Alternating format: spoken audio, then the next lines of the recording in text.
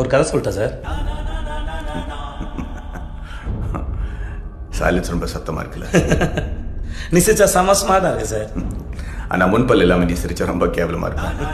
சரி கேமரா ஆஃப்ல இருக்கு, செஞ்சிருவேன். என்ன என் கை கொஞ்சம் லேசாக அமைக்கும், அவ்வளோதான். சார் வீட்டுக்கு வந்த கெஸ்ட் எப்படியா சார் நடந்துப்பீங்க? வேதானோ வயலன்ஸ் சார். எதுக்கு சார்ன்றாங்க?